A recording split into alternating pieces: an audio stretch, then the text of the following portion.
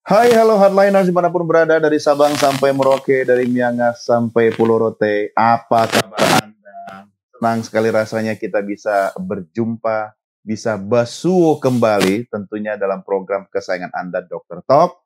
Di kesempatan kali ini, hari Jumat sore menjelang petang, hanya di 100,6 Heartline FM, bersama saya, Doni The Kaiser. Dan saya juga Roni Francis. Nah, kali ini biasa kita selalu ngebahas macam-macam ya, bro ya.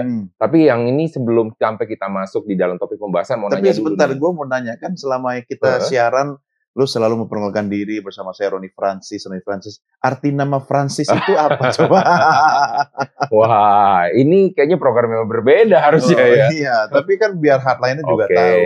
Iya, jadi hardliners kalau misalnya dengar Roni Francis itu orang pikir ini kan namanya nama panggung. Padahal orang ini, pikir. Iya. Atau lu pengen orang mikir gitu? Enggak juga. Karena ternyata banyak yang nanya di perusahaan, Pak, nama aslinya siapa? Lah itu namanya. Gitu jadi di akte kelahiran memang namanya nama Roni itu. Francis gitu. Yes, tapi sebenarnya itu juga nama yang bukan direncanakan. Maksudnya gimana sih? Ntar kualat lo sama orang tua. Bener, jadi namanya sebenarnya lebih panjang daripada itu. Jadi Roni Franciscus sebenarnya. Ya kan? Orang itu nama baptisnya di depan, dia di belakang. Nah, cuman karena waktu itu dia kan masukin di kelurahan atau di mana waktu itu kan ya. Orang di sana kayaknya nggak maunya singkat dan dia salah tulis. Kecelakaan. Kecelakaan, dan kebetulan di saat era zaman itu, era tahu nggak ada penyanyi dulu yang terkenal banget yang mirip namanya. Connie Francis. Yes, betul. Iya. Ya, kebetulan mungkin petugas pencatatan itu sangat ngefans sama Connie Francis ya. Betul, dan itu ternyata juga fansnya dari papa aku juga. Jadi gayung bersambut ya. Iya. Yang ingin saya sampaikan kepada hardliner sebenarnya bahwa tidak ada yang kebetulan dalam kehidupan ini. Iya, ya kan? Iya. Bahkan we can create our own goals gitu kan. Artinya gini loh, ada orang bilang, gue lagi bete nih, gue lagi gak semangat gitu kan. Itu bisa pengaruh loh dalam seharian itu atau bahkan dalam jangka panjang. Iya. Dan justru karena nama itu akhirnya jadinya agamanya jadi pindah. Akhirnya dia kembali ke jalan yang benar. Pemirsa. Oke, kita sudah selesai membahas nama. Ntar gue disuruh bayar royalti lagi kan. Padahal masih panjang ini stoknya ini kan. Seneng kan. Berarti moodnya lagi oke dong hari ini. Nah, itu dia. Karena memang pas sesuai dengan yang tema kali ini. Oke, kita mau bahas apa kali ini? Nah, tema kali ini kita akan bahas tentang namanya mood swing. Mood swing. Jadi moodnya suka terbang itu ya. Iya. Emang swing artinya terbang ya itu? Iya. Swing. Kadang ke kiri, kadang ke kanan. Ya, goyang-goyang ya. Jadi putar ke kiri. Mau mere dong gitu ya. Nah, jadi kalau misalnya kita bercerita tentang namanya, kalau di zaman sekarang nih sosial media, karena kan topik besar kita masih tentang seputar sosial media nih. Ya kan, banyak sekali anak-anak yang Gen Z, Gen Alpha ya. Wah, ya. Tolong lihatnya ke sini. Nah, jadi kalau orang-orang yang Gen Z, Gen Alpha kan mereka kan aktif banget. Betul. Bahkan sampai dengan sekarang kalau saya lihat ya, masih aja ya orang-orang yang sudah baby boomers pun juga sekarang aktif di sosial media. Ya. Tetapi beda aktifnya. Ya. Jadi aktifnya sosial media, penggunaan medianya yang berbeda. Maksudnya media yang dipakai, platformnya beda-beda gitu. Pertama dari segi media yang dipakai. Kedua, cara menggunakannya berbeda. Nah, contoh, misalkan yang pertama nih ya, kalau orang yang kelas baby boomers, karena sama-sama aktif nih ceritanya. Baby boomers gimana? Baby boomers. Jangan begini. Ya, kita anggap udah jadi dulu lah ya, kita nggak ngeliat orangnya. Nah, kalau baby boomers, itu biasanya dia kalau taruh di dalam sosial media, rata-rata mereka isinya nasihat-nasihat. Wah, jadi anak zaman sekarang harus begini. Wah, petua. Gue jadi mikir sekaligus melihat semua media sosial gue, jangan-jangan udah masuk usia itu ya. Kok suka ngasih petua-petua. Betul. Gitu ya? Iya benar. Jadi kalau hardliners nih yang merasa nanti, ternyata cek lagi sosial medianya. Wah, isinya kok kenapa banyak ujangan-ujangan. Ya, saya sambil ngecek ini. Iya, bener gak isinya kayak gitu? Jadi itu secara naluri, secara alami, orang ketika di generasi tertentu pasti akan masuk ke sana. Karena ini cocok dengan karakter komunikasi ya. Iya. Coba pikir gini aja deh. Kalau saya sih dari segi yang paling gampang. orang yang sudah berusia senior, kalau berumur semua berumur ya. Ya, lihatnya ke arah kamera ya, jangan ke gue. Jadi kalau tapi kan berumur juga kan? Berumur, tapi belum merasa senior. Oke. Nah, jadi biasanya orang-orang yang sudah berusia lanjut, yang bilang senior citizen, ya, hardliners di luar sana, kalau memang Anda sudah berusia lanjut, biasanya rata-rata Anda sudah mengalami banyaknya asam dan garam. Oke. Walaupun saya masih nanya, mengalami asam dan garam. Memang anak muda nggak pernah makan asam dan garam. Enggak, itu tandanya jodoh. Oh gitu. Tahu nggak asam dan garam? Oh nggak tahu. Karena asam di gunung, garam di laut. Oh gitu. Makanya jodoh kan? Oh gitu. Nah, jadi kalau orang sudah berjodoh, sudah ketemu asam dan garam, artinya hidupnya sudah banyak. Oh oke. Ya, kan? Jadi sudah banyak pengalaman lah ya. Banyak pengalaman. Jadi apalagi yang harus dilakukan sama dia? Karena misalkan contoh, kalau misalnya mau nakal, dulu dia udah pernah nakal, udah males lagi nakal. Ya kan? Ya nggak mungkin juga orang sudah tua masih nakal, udah capek dia. Udah capek. Ya. Udah habis energinya. Nah, juga ya kita menyimpangkan untuk yang misalkan kaum senior yang nakal masih di usia tuanya ya. Ini rata-rata sebagian besar loh ya. Nah, jadi karena mereka sudah puas semuanya, apalagi jadi cuma isinya lu jangan begini, lu jangan begitu. Menasihati. Sebenarnya untuk diri sendiri awalnya. Dulu ternyata gue banyak juga ya. Ayo jujur lah ya hardliners ya. Kalau misalnya Anda isinya petua-petua, dulu pernah nggak Anda melakukan itu? Rata-rata besok gue berhenti ngasih petua. Nah kalau kaum yang misalnya Gen Z, Gen Alpha, coba. Nah ini lu lihat gue. Gen Z kan? Nah ayo coba saya tanya nih, isinya apa? Isinya aktivitas, geser dikit, upload ya kan, dan kadang social climber, pengen ketemu dengan tokoh. Bedanya kalau tadi yang isinya petua, yang ini kita gabungkan yang mendekati ya, isinya adalah curahan hati. Oh, curahan hati di saat itu, misalkan gue lagi bete nih saat ini. Kenapa sih isi itu orangnya begini banget? Dia tapi tanpa menyebutkan orangnya siapa. Iya, saya sering menemukan ya sebuah gaya komunikasi Gen Z. Bulan lalu dia curhat, mengunggah status ke media sosial, susah banget cari kerja sekarang. Nah, ya itu kan? dia. Aduh, betul. Kemudian pokoknya masalah lah soal cari kerja. Setelah 3 bulan, dia udah diterima kerja. Beda lagi. Beda lagi. Aduh, punya bos toksik, lingkungan kerja nggak support. Gua sebel, gua bete gitu. Gitu ya. Iya, benar. Dan itu memang hardliners secara tidak langsung memang orang-orang generasi Z, Gen Alpha suka menyuarakan itu lewat dari sosial media. Kenapa? Karena kalau lewat dari orang dia takut ngomongnya. Dan dia juga itu kan ranah publik, bro. Kenapa dia lebih berani untuk expose ke publik daripada karena ngomong ke orang? Karena di-expose di publik itu orang butuh untuk ngelihat dan dia suka dilihat, diperhatikan. Nah, coba ya bayangkan gini, generasi Z, generasi Alpha, apakah mereka mempunyai kemampuan komunikasi nih secara natural baik? Sebenarnya enggak. Karena dari kecil mereka sudah terbiasa lihat gadget. Betul. Jadi kecenderungan yang kalau saya bilang ini adalah laziness, kemalasan dia untuk bertemu dengan orang, ngomongin, apalagi curahan hati. Belum lagi katanya dia mau curahan hati ke siapa? Teman-teman yang Gen Z. Teman-teman yang Gen Z bilang semua pakai gadget. Semua pakai gadget. Ya gue ngomong di gadget dong katanya kan. Dalam aspek komunikasi generasi Z ini atau Gen Z ini memang mereka terlahir sebagai digital native. Iya, betul. Ya, jadi memang bahkan mungkin saya curiga nanti 5 tahun lagi mereka lahir itu sudah auto connect dengan WiFi. Nah, sehingga dalam aspek kehidupannya termasuk aspek komunikasinya itu ya masalahnya muncul kan jadi antisosial. Iya, karena itu mereka interaksi lebih banyak kepada sesama tapi lewat gawai atau gadget. Sehingga kalau kayak kita begini sudah bisa diduga angkatan kita please angkatan. Nah, ada satu hal lagi yang menarik di sini. Jadi kalau kita bercerita sekarang ke Gen Alpha ya kan, ini udah mulai menuju ke gen yang berikutnya ya. Nah, Gen Alpha ini udah bercerita bukan lagi kayak Gen Z. Gen Alpha itu 2010 ke atas. 2012 ya. Sini ya. Nah, jadi kalau misalnya Anda sekarang lahir masih termasuk Gen Alpha. Nah, sekarang kalau misalnya mereka itu kan udah terbiasa dengan namanya AI, betul kan? Ya, coba hardliners ya kan. Coba kalau misalnya sekarang Anda pergi ke toko-toko gadget, apa yang ditawarkan sama toko-toko gadget?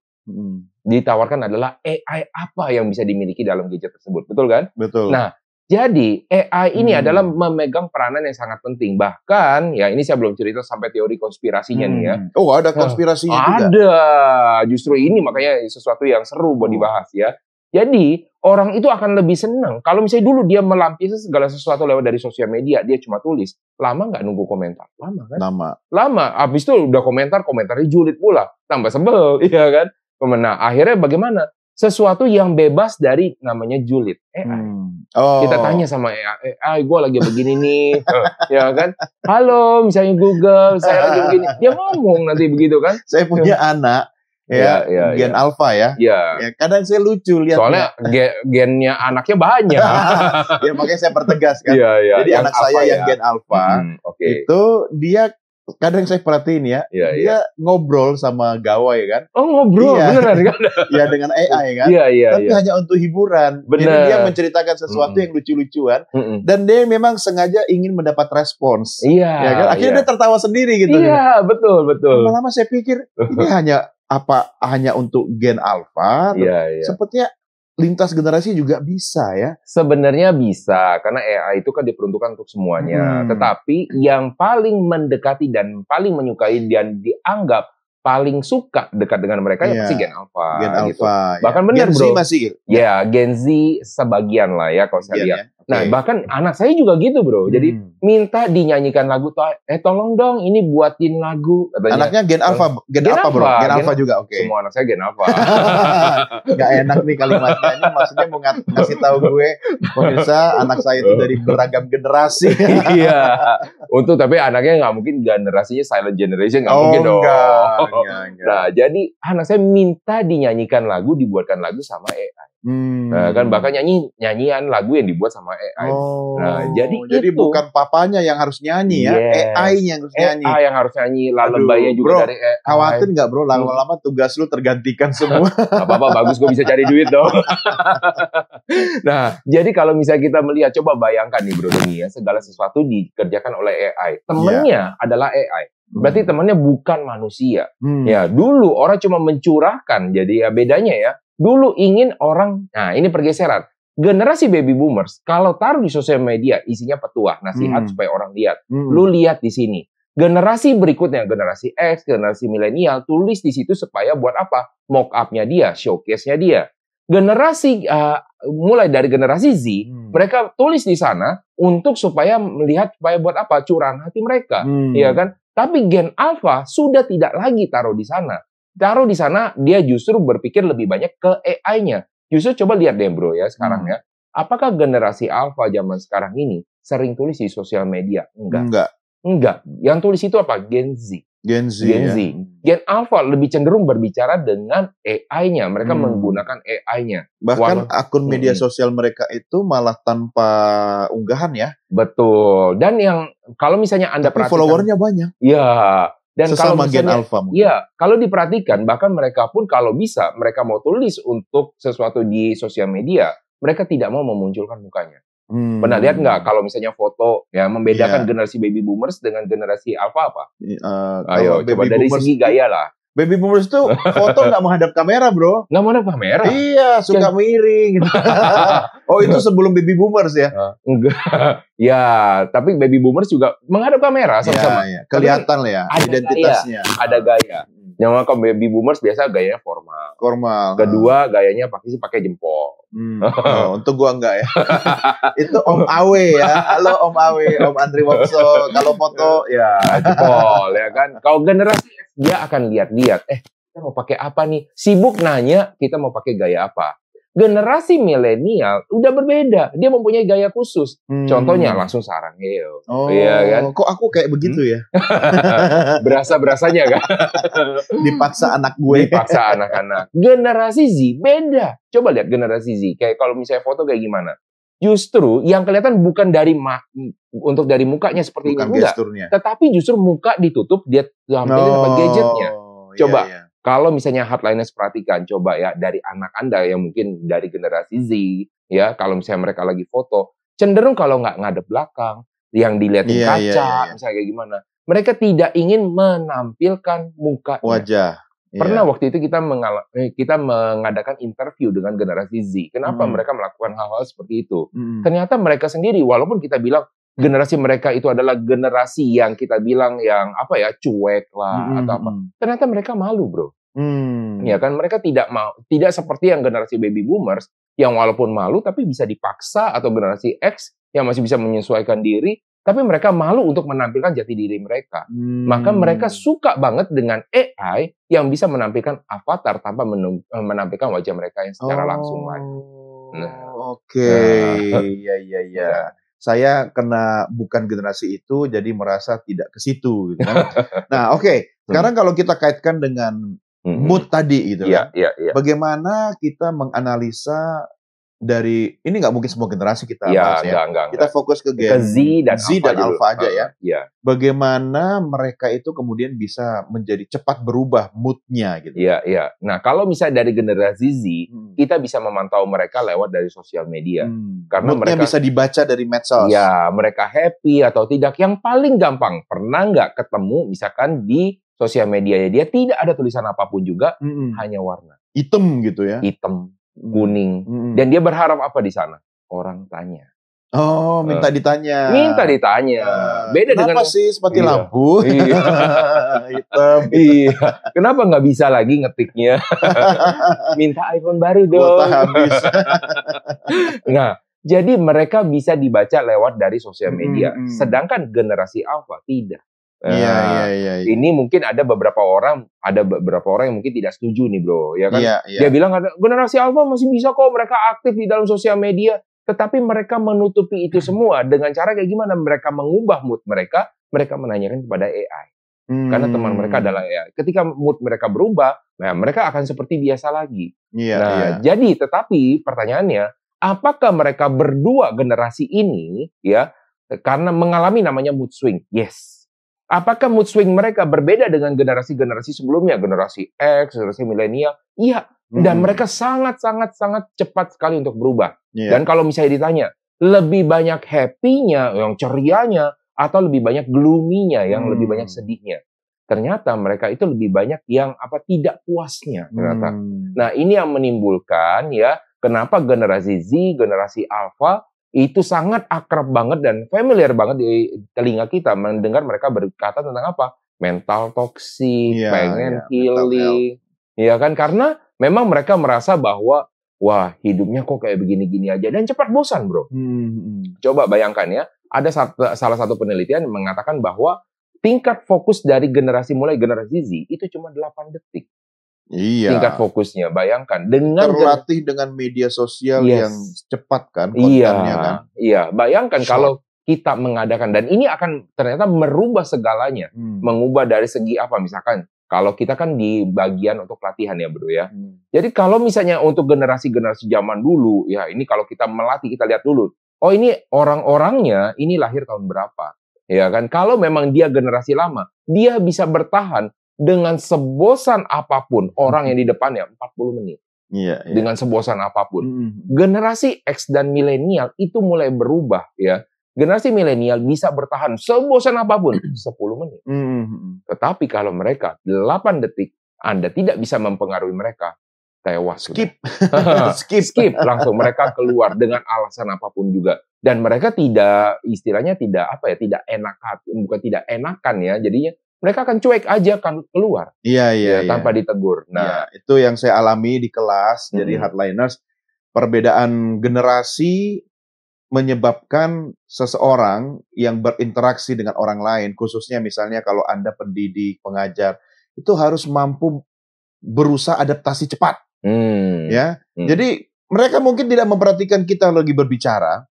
Mereka sambil melihat gadget atau gawai, tetapi mereka dengar, bro. Oh, oke. Nah, tapi ketika sedikit saja misalnya posisi atau suasana itu stuck atau terlalu datar, nah selesai.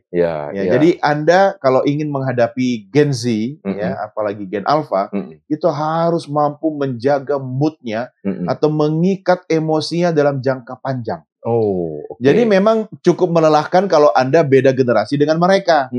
Nah, tapi hati-hati. Ketika ada sesuatu yang tidak cocok dengan mereka, maka langsung mood swing. Iya, betul, Nah, betul. saya coba ulas dari aspek komunikasi ya. Oke. Nanti Bro Roni dari aspek ilahiyah ya, aspek spiritual ya. Iya. Nanti saya sudah siapkan beberapa ayat di sini. Ya, tapi apapun yang terjadi memang sebenarnya kita harus kembali kepada jati diri manusia sebagai makhluk Tuhan. Ya, cuma saya tidak sejauh itu. Saya akan coba mengajak melihat dari aspek komunikasi. Nah, hardliners, yang pertama kenapa seseorang itu bisa mood swing dari aspek komunikasi itu ketika dia mendengar kata-kata negatif. Ini secara langsung ya, direct communication ya. Jadi ketika mereka mendengarkan kata-kata negatif itu beda-beda ya bro ya. Buat gue sama buat lo ya, kadang level negatif itu berbeda. Buat saya, saya bisa terima karena saya mungkin terbiasa dengan kata-kata tertentu gitu kan. Tapi bagi orang lain mungkin bisa dianggap sebagai, kok kasar banget. Ya kan? Nah, terlepas dari hal-hal yang menjadi kesepakatan bersama. Common sense. Ya, nah kalau common sense kita pasti setuju, ini kasar. Nah, tapi ketika mereka kemudian mendengarkan kata-kata negatif itu, saat itu juga langsung mood swing. Wah, reaktif banget ya. Berubah moodnya. Ya. Kemudian kata-kata itu kan dipengaruhi juga dengan aspek kedua apa? Nada atau tone. Benar. Ya kan, ketika seseorang mendengar, apalagi dari kalangan Gen Z dan Gen Alpha mendengarkan kata-kata negatif dengan intonasi tertentu yang bagi dia itu, wah ini merusak mood saya gitu kan, langsung saat itu juga.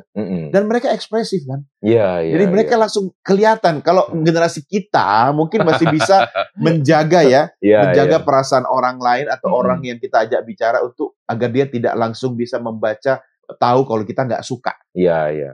Betul. Nah, jadi itu yang kemudian bisa membuat Gen Z atau Gen Alpha itu langsung auto berubah, mood swing. Makanya hati-hati bro. Kalau ngomong sama mereka itu dengan pilihan kata, diksi dan juga intonasi. Nah kalau manggil anak juga begitu. Nah kalau saya atau Bro Roni mungkin kan sudah terbiasa ketika dipanggil orang tua dengan nada yang tinggi. Kalau kita dipanggil sekali nggak dengar gitu kan, Roni gitu kan. Apalagi di budaya tertentu. Yang memang gaya komunikasinya itu dengan intonasi yang cukup tinggi gitu kan. Nah, tapi kalau generasi sekarang seharusnya kita lebih adjust kepada mereka. Nah itu dua hal yang pertama yang bisa saya sampaikan. Jadi kalau misalnya dari segi yang lain yang kita bicara gitu ya. Jadi bagaimana mood swing itu mempengaruhi hidup mereka sebenarnya. Nah, kalau misalnya dari generasi Z itu mempengaruhi hidup mereka tuh dari segi apa? Kualitas mereka untuk belajar. Jika kualitas mereka dari segi kreativitas. Dan ternyata memang generasi Z itu adalah generasi yang jauh lebih kreatif dibandingkan generasi sebelum-sebelumnya. Karena generasi sebelumnya cenderung lebih berpikir tentang SOP. Bagaimana harus sesuai dengan apa yang ada. Sedangkan mereka berpikir apa yang kita inginkan. Nah, inilah yang sering menyebabkan di dalam perusahaan itu sering meminta pelatihan, bagaimana cara komunikasi antar generasi. Karena tidak nyambung. Yang satu berpikir tentang risk, yang satu berpikir tentang creativity, nggak akan nyambung gitu loh, ya kan? Karena namanya creativity pasti akan menabrak batasan-batasan yang ada. Gitu. Ada yang menarik ya, yang belakangan ini saya amati, ya, di proses rekrutmen karyawan. Kalau Gen Z itu tahun berapa, bro? Gen Z itu mulai dari sebenarnya 99 udah termasuk 99 ujung Gen Z. Ya.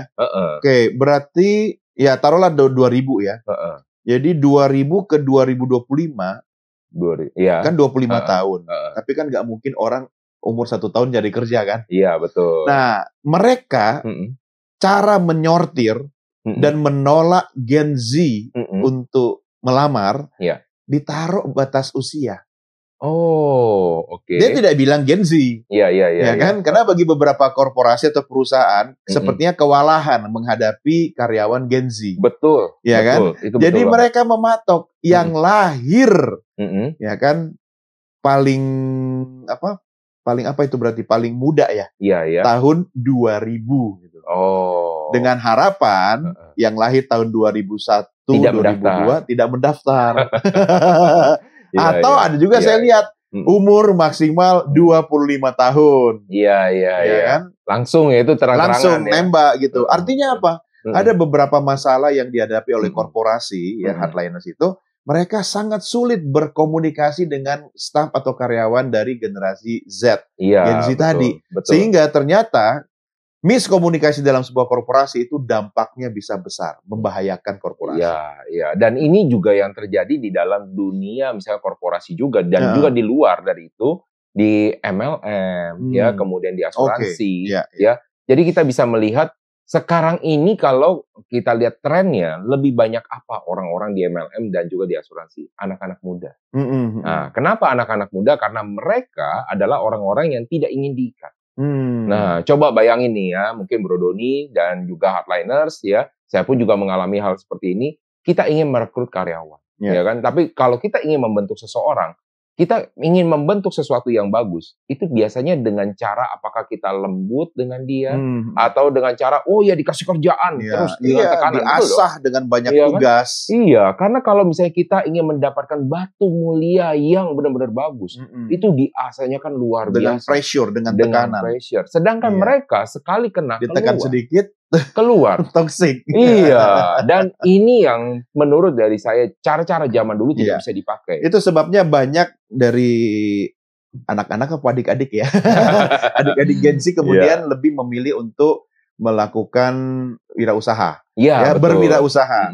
Makanya belakangan ini kan startup banyak yang lahir ya, Bro Roni ya.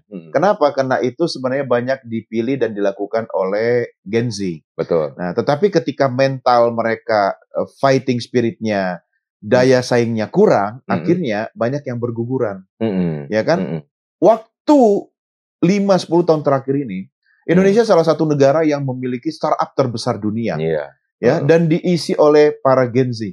Tetapi akhirnya data menunjukkan ya dalam 2 tahun terakhir ini itu berguguran satu persatu. Ya, makanya saya berpikir tidak masalah ya. Kita tidak boleh merendahkan generasi per generasi, membandingkan masing-masing punya tantangannya sendiri. Betul. Tetapi ketika anak-anak atau adik-adik kita yang berada di yang masuk dari Gen Z ini, saya pikir tidak ada salahnya kemudian untuk lebih belajar untuk menikmati sebuah proses. Ya, ketika dia masuk bekerja di sebuah perusahaan, nggak mungkin lah dalam waktu 3 bulan langsung pengen jadi asisten manajer, dalam 1 tahun kemudian jadi manajer. Ya, karena selama waktu itu kan ada proses. Dan dalam proses itu kan ada tekanan.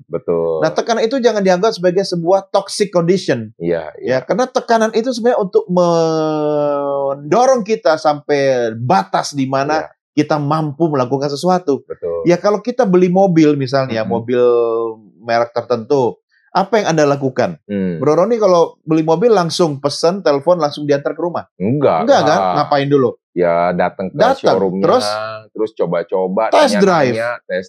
Nah, ketika kita mau beli mobil, kita test drive di jalan lurus, jalan berlobang, jalan berliku. Ketika jalan itu lurus, kita bisa tahu kecepatan maksimalnya berapa sampai mobil itu bergetar.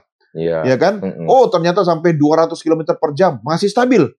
Kita tekan gas lagi dong. Ya kan? 250 km per jam masih stabil. Sampai 300 km per jam, oh, mulai agak bergetar. Nah, itu limitnya, batasnya. Nah, orang tidak akan pernah tahu dong. Ya, dia batasnya itu seperti di titik mana kalau nggak pernah diuji. Nah, itu dia. Jadi kalau kita bukan artinya itu dia atau ini dia. Itu dia, kan di situ. Oh iya, di situ. Jadi ini bukan sesuatu yang mendiskreditkan ketika Hardliners itu adalah generasi Z. Karena hidup itu kan pilihan. Betul. Di antara B dan D. Tapi selain pilihan, hidup juga adalah kesempatan. Betul. Nah, makanya kalau kita bilang tadi adalah kesempatan. Jadi nyanyi. Antara B dan D, antara birth dan death. Di tengah-tengahnya kan ada C, choice. Ya kan, jadi artinya segala sesuatu. Saya pikir cuan, bro. Mau ngomong tapi jangan di program ini kalau cuan, ya kan. Tapi kita punya choice untuk cuan kan. Yes. Nah, jadi kalau misalnya, nah inilah problem di dalam generasi Z sebenarnya. Sebenarnya bagus nggak generasi? Bagus banget. Bagus. Karena generasi yang sebelum-sebelumnya sangat tidak akrab dengan teknologi dan sangat sulit sekali untuk beradaptasi. Kita butuh orang-orang Gen Z. Nah, di dalam perusahaan-perusahaan yang besar, cenderung secara tidak langsung mereka ingin menyerap besar-besaran Gen Z tanpa mereka tahu konsekuensinya ketika mereka berhadapan dengan Gen Z. Nah, sedangkan ini ya mungkin beberapa hal yang menjadi salah satu tips ya, sebenarnya belum nyampe tips sih, tapi salah satu lah yang bisa dilakukan. Gen Z ini bukan orang yang suka dengan namanya proses panjang. Karena mereka terbiasa dengan yang instan. Nah, makanya ketika Anda memilih, namanya hidup ini pilihan ya. Kalau mau menyesuaikan dengan natural alaminya dari Gen Z, sebenarnya lebih cocok Anda bekerja di perusahaan yang bukan structural, jadi lateral.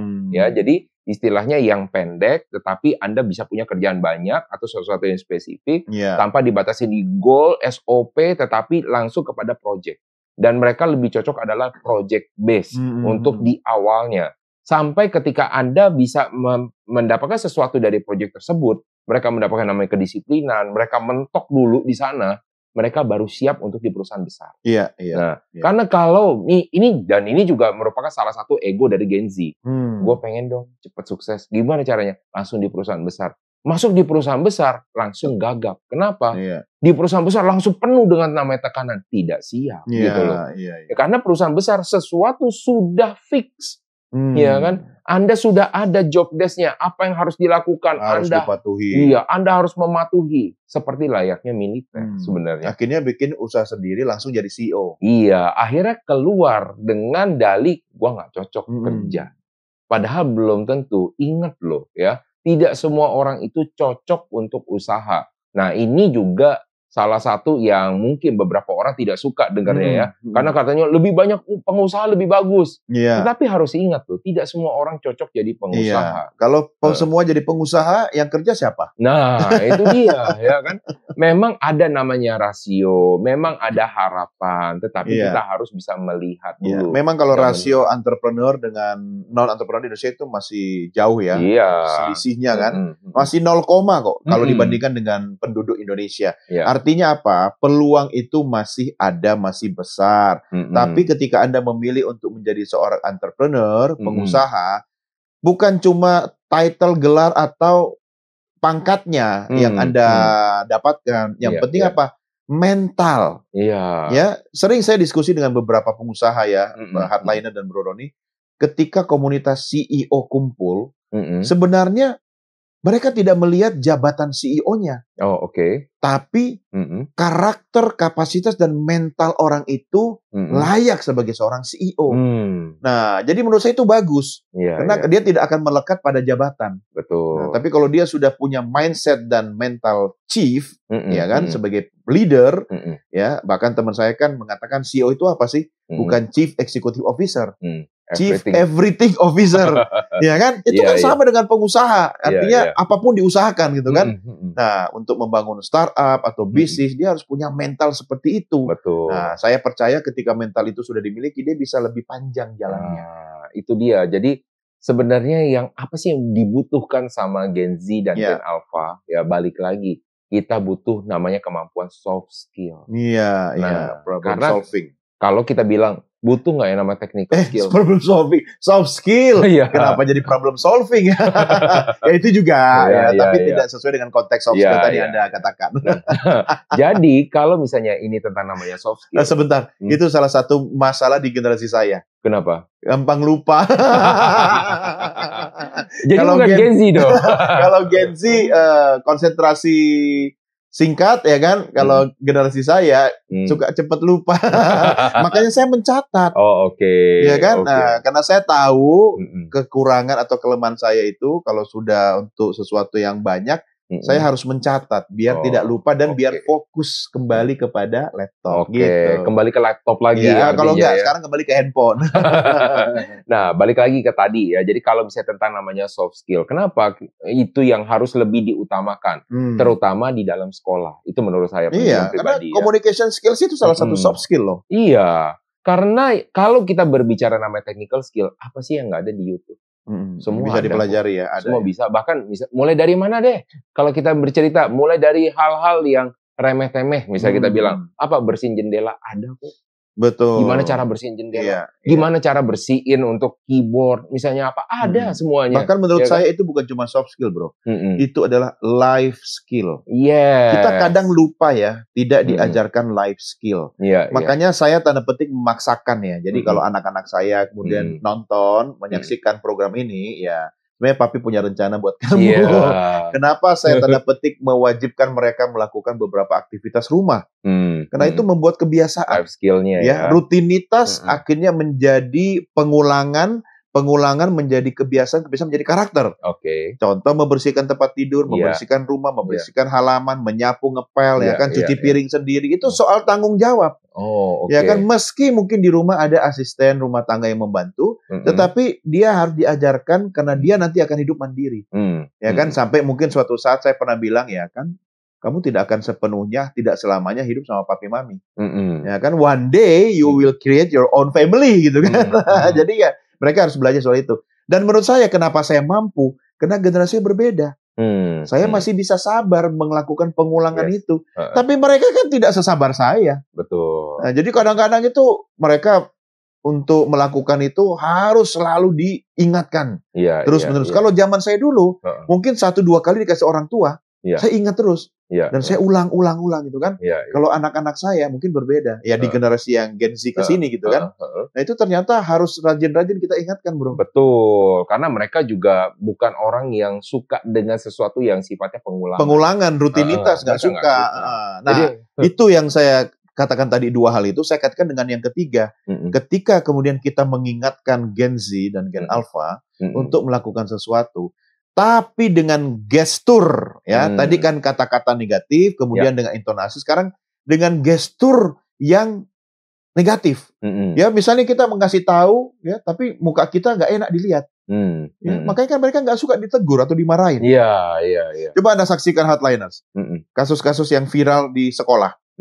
Bagaimana seorang peserta didik kemudian dalam tanda petik ada konflik dengan guru, ya kan? Bahkan melibatkan orang tua murid. Ya kan? Ya karena mereka lintas generasi. Ya kan? Artinya walaupun dikasih tahunya itu baik, tapi mungkin wajahnya sengak gitu kan. Nggak suka, itu Gen Z itu nggak terima. Akhirnya lapor ke orang tua. Dianggap sebagai bulian atau perundungan. Ya, memang tidak semua kasus tidak bisa kita pukul rata ya. Anda harus lihat, pilah kasus per kasus. Tapi itu juga masalah, bro. Ketika kemudian itu terjadi, dengan cepat langsung berubah mood-nya. Nah, ketika mood sudah berubah, terjadi kendala komunikasi. Kalau sudah ada kendala komunikasi, konflik. Dalam istilah adalah krisis komunikasi. Wah, itu. Jadi memang kalau anak-anak zaman sekarang terkait dengan yang tadi disampaikan Bro Doni, mereka ini tidak mempunyai namanya kontak mata yang bagus. Eye contact-nya kurang. Kan? Jadi mereka akan lebih mengutamakan dengan namanya subconscious communication. Betul. Contoh kayak nada, tadi udah pernah ya dibilangin ya. Dan juga ini gerak tubuh ya. Gerak tubuh. Gestur. Jadi nah, mereka itu akan lebih cenderung suka dengan orang-orang dengan gesturnya yang menurut mereka, ya ini menurut mereka. Jadi jangan kita menggunakan namanya rule of thumb atau guidance yang lama untuk kepada mereka, karena mereka berbeda gitu loh. Dan mereka punya role modelnya sendiri, bahkan menurut dari kita mungkin secara pribadi ya, oh yang ini nggak gitu bagus, tapi justru di situ jangan kita menghakimi. Nah ini sesuatu yang menurut saya krusial banget, karena ketika kita mulai menghakimi, dia tidak akan menaruh respect. Justru kita harus ikut di dalam permainannya mereka. Nah, di sini dibutuhkan sebenarnya 2 hal nih, ya. Pertama, kemampuan dari generasi yang di atasnya untuk mau mengadaptasi dengan yang di bawah. Dan kemauan yang di bawah untuk mau mengikuti menjalankan. Ya kan, kadang-kadang yang di atas ini makanya konflik terus-menerus. Yang di atas tidak mau menyelam ke bawah, yang di bawah itu merasa gengsi ikut yang di atas karena merasa lebih bisa. Nah, ini nggak akan ketemu sampai gimana pun juga. Dan ini juga menjadi namanya masalah karena dibilang sebenarnya ya tadi ya.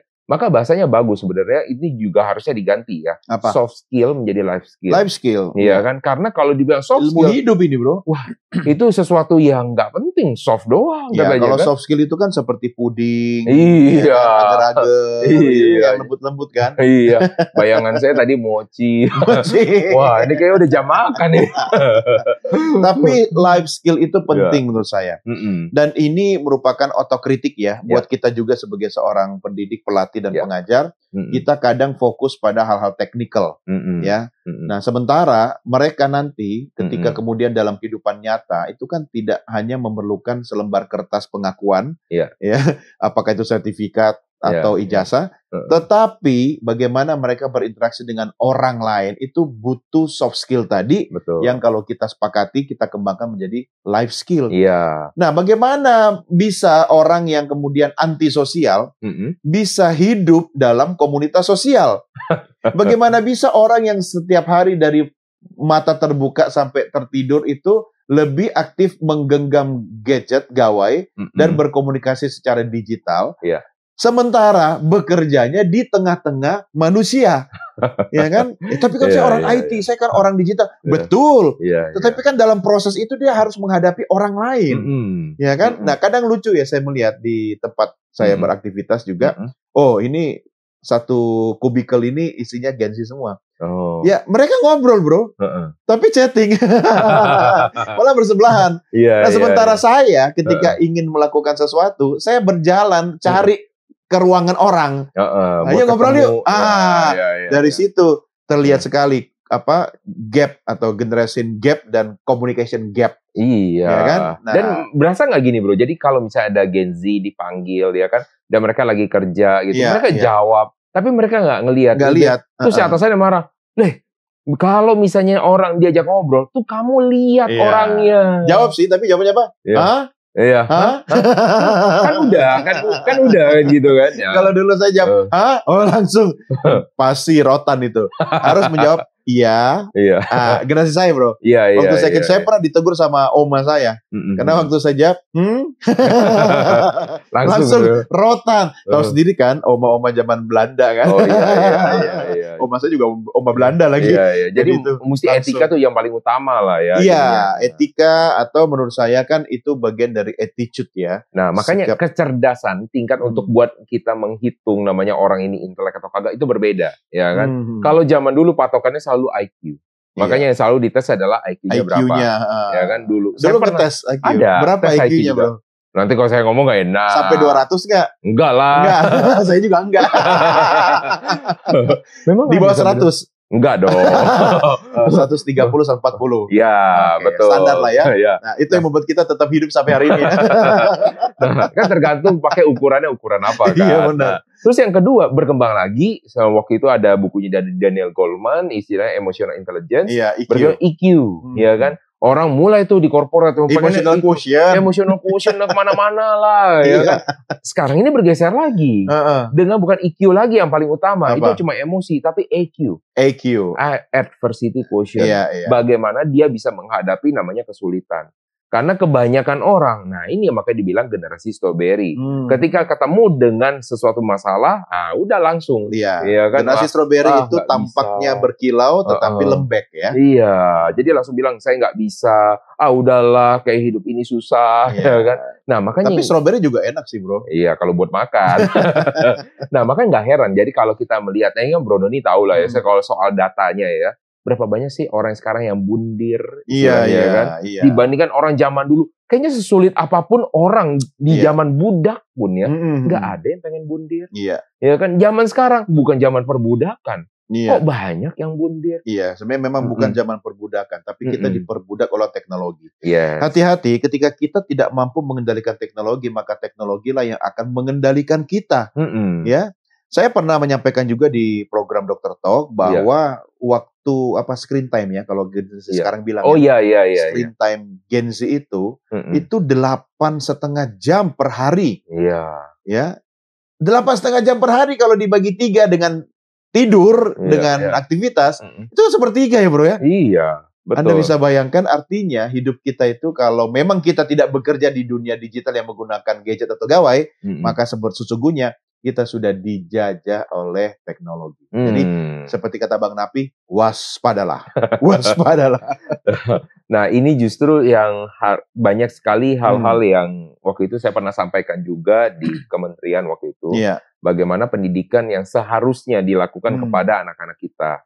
Ya kan, karena tapi lucu juga gini loh, kita nggak bisa memaksa anak kita belajar. Sedangkan bilang, ayo belajar yang benar biar dapat nilai yang bagus. Kenapa? Karena mereka bilang, Ya saya mau belajar, semua niat belajar. Tapi gimana caranya buat belajar? Sedangkan yang diberikan di sekolah adalah hal teknisnya, pengetahuannya. Tetapi tidak diberitahukan bagaimana caranya belajar. Nah, yang kedua lebih parah lagi saya itu bilang. saya suka masalah, bro. Sudah niat belajar, tiba-tiba nggak sengaja kepencet tombol Netflix.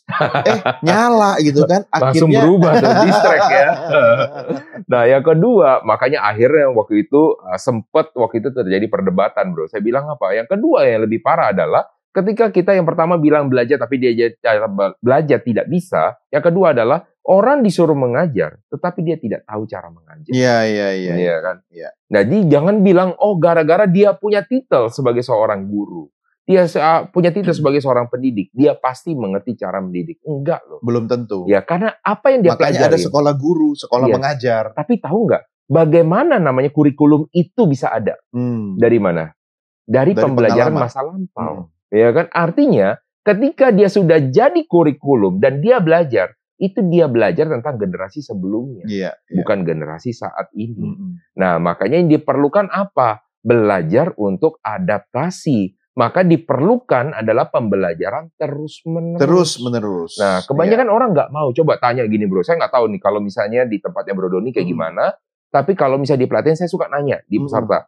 Siapa yang setelah dari misalkan lulus kuliah, setelah lempar itu topi wisudanya, kan bisa gitu ya, lempar topi wisuda, yang masih mencari pelatihan di luar dari kantor. Diem semua, pura-pura nulis. Yang jauh cuma kita berdua ya.